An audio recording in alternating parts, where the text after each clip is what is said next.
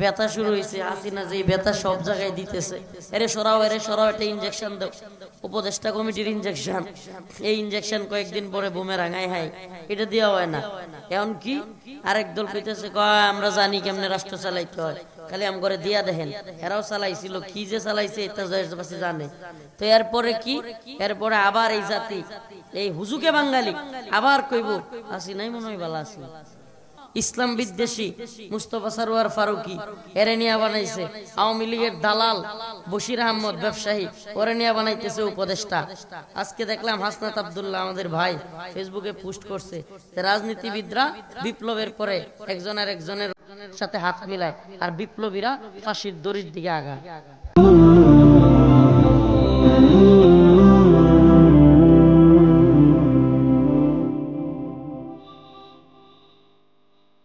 এই দ্বীনি মার্কাজগুলো এক একটা আমাদের ঈমান রক্ষার দুর্গ।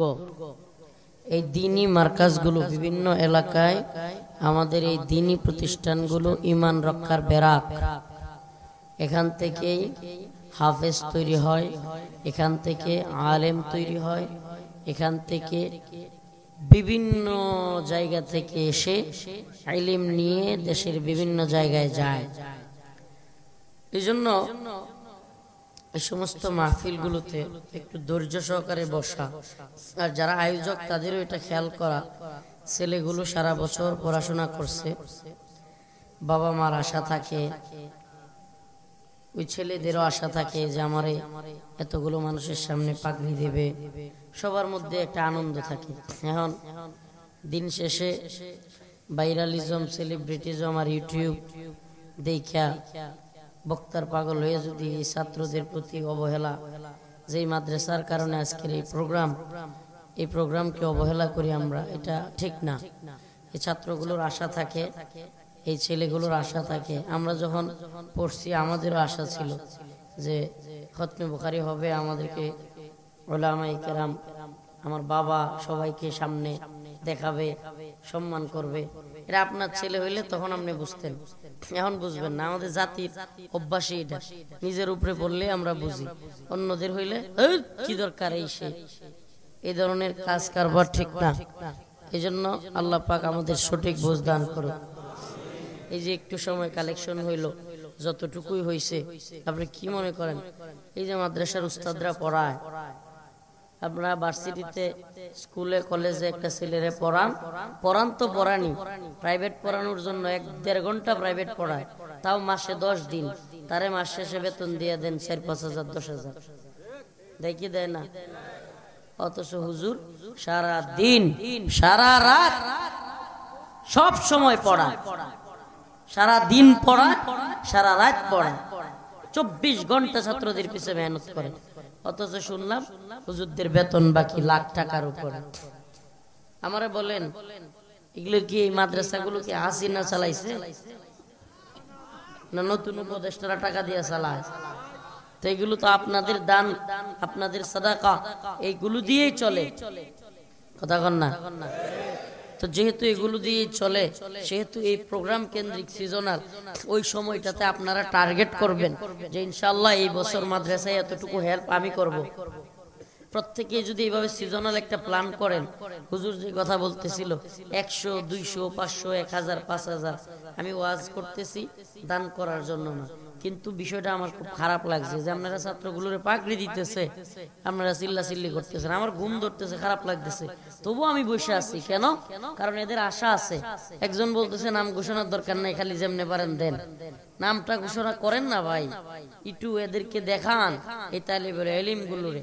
আল্লাহ পাক এই কোরআনের উসিলায়, এই ছাত্রদের উসিলায় আমাদেরকে মাফ করে দিতে পারে। সুবহানাল্লাহ ওয়া বিহামদিহি। কোরআনের ভালোবাসা, কোরআনের মুহাব্বত দরকার আছে না নাই? নাইলে খালি চেঞ্জি করতে থাকবেন একটার পর একটা, জাতির পরিবর্তন আর হইতো না। জাতি শান্তি, কামিয়াবি, ইনসাফ, বৈষম্য দূর, কিচ্ছু হইতো না, কিচ্ছু হইতো না। মনে করবেন ব্যথা বিরাট উঠছে, একবারে যন্ত্রণা শুরু হয়েছে, দ্রুত ইনজেকশন নেওয়ার মতো ঠাস কইরা যে ঠিক আছে ব্যথা শুরু হয়েছে, হাসিনা যে ব্যথা সব জায়গায় দিতেছে, এরে সরাও একটা ইনজেকশন দাও, উপদেষ্টা কমিটির ইনজেকশন, এই ইনজেকশন কয়েকদিন পরে বুমেরাঙায় হাই, এটা দেওয়া হয় না। এখন কি আরেক দল কইতেছে কয় আমরা জানি কেমনে রাষ্ট্র চালাইতে হয়, খালি আম করে দিয়া দেখেন। এরাও চালাইছিল, কি যে চালাইছে এটা জানে। তো এরপরে কি, এরপরে আবার এই জাতি এই হুজুকে বাঙালি আবার কইব আসি নাই মনে হয় ভালো আছি। আস্তাগফিরুল্লাহ। এই তো হালত। আওয়ামী লীগ অপেক্ষায় বসে আছে কবে আপনারা হেডা কন। একটার পরে তো পালা শেষ হইব। 3 মাস যাইতে পারে নাই, অলরেডি এই উপদেষ্টাদের প্রতি ছাত্ররাই আন্দোলন করতেছে কি করতেছে না?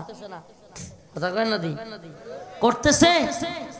হ্যাঁ কেন? ইসলাম বিদ্বেষী মুস্তফা সরওয়ার ফারুকী এরে নিয়ে বানাইছে, আওয়ামী লীগের দালাল বশির আহমদ ব্যবসায়ী ওরে নিয়ে বানাইতেছে উপদেষ্টা। আজকে দেখলাম হাসনাত আব্দুল্লাহ আমাদের ভাই ফেসবুকে পোস্ট করছে যে রাজনীতিবিদরা বিপ্লবের পরে একজন আর একজনের সাথে হাত মিলায় আর বিপ্লবীরা ফাঁসির দড়ির দিকে আগায়। কল্পনা করছেন? কল্পনা করছেন যাদের জীবনের বিনিময়ে, যাদের রক্তের বিনিময়ে এই নতুন স্বাধীনতা, যাদের রক্তের বিনিময়ে হাসিনার জুলুম থেকে বাঁচা আপনি ক্ষমতায় গেলেন, আজকে তাদের মতামতের মূল্যায়ন নাই।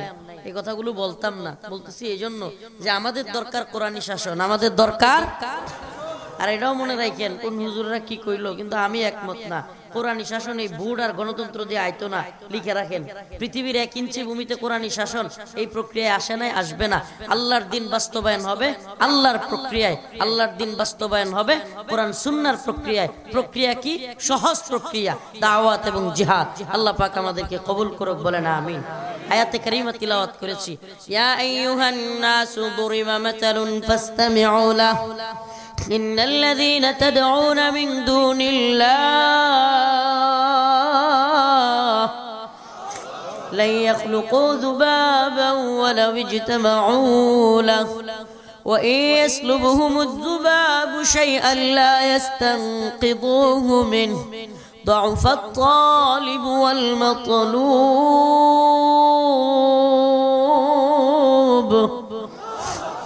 আল্লাহ রব্বুল আলামিন বলেন, ইয়া আইয়ুহান নাস, হে মানুষেরা, দুরিবা মাতালুন ফাসতামিউ লা, তোমাদের সামনে একটা উদাহরণ দেয়া হচ্ছে, উপমা দেয়া হচ্ছে। ইন্নাল্লাযীনা তাদউনা মিন দুনিল্লাহ, তোমরা আল্লাহকে বাদ দিয়া যাদের কাছে চাও, যাদেরকে ডাকো, লা ইয়াখলুকু যুবাবা, সুবহানাল্লাহ। আল্লাহ কয় এরা একটা মশা মাছিও বানানোর ক্ষমতা রাখে না। সুবহানাল্লাহ। আল্লাহকে বাদ দিয়া দরগার কাছে চাইবেন, দুর্গার কাছে চাইবেন, বাবার কাছে চাইবেন, পীরের কাছে চাইবেন, পৃথিবীর সবাই মিলেও একটা মশা মাছি বানানোর ক্ষমতা রাখে কে? কয়টা? এরা কি ক্ষমতা রাখে? ইন্নাল্লাযীনা তাদউনা মিন দুনিল্লাহ লা ইয়াখলুকু যুবাবা, আল্লাহ কয় লা ইয়াখলুকু, একেবারে তাকিদের সাথে, পারবেই না। কি করবে না? একটা মশা মাছি বানাইতে পারবে না। পারবে? হ্যাঁ, এই মানুষ ক্ষমতাসীন না আল্লাহ? এই মূর্তিরা ক্ষমতাসীন না আল্লাহ? ওই দরগা ক্ষমতাসীন না আল্লাহ? দুর্গা ক্ষমতাসীন না আল্লাহ? মোদি আইছিল বাংলাদেশে, মনে আছে আপনাকে? 2021 সাল মোদি আসছে বাংলাদেশে। মোদিরে খুশি করতে গিয়া আমগর জাতির বই, জাতির বুবু সব আলেমরা দিল বইরা। এখন মোদি গেছে সাতক্ষীরায়। কোন জায়গায়? সাতক্ষীরায়। মহা শক্তিশালী দেবীর গিয়ে একটা মুকুট পরাইছে। কি পরাইছে? মুকুট। এখন আল্লাহর কি কুদরত, এইবার পূজার মধ্যে দুর্গা দেবীর মূর্তি কাটা লয়ে গেছে। মুদি পড়ায় হয়ে গেছিল নাই হঠাৎ করে। এখন আমাদের এক ভাই নেত্রকোনার, আগে সনাতন ধর্মী ছিল, সে পোস্ট করছে ফেসবুকে, মানে এই মূর্তির দেবীর আপনার মুকুট নিচে এটা একটা তদন্ত কমিটি গঠন হয়েছে। এখন উনি পোস্ট করছে যে তদন্তের স্বার্থে তদন্ত কমিটিকে বলবো দ্রুত আপনারা মহাশক্তিশালী দেবীর কাছে জিজ্ঞেস করুন কে তার মুকুট নিয়েছে। ইন্নাল্লাযীনা তাদউনা মিন দুনিল্লাহ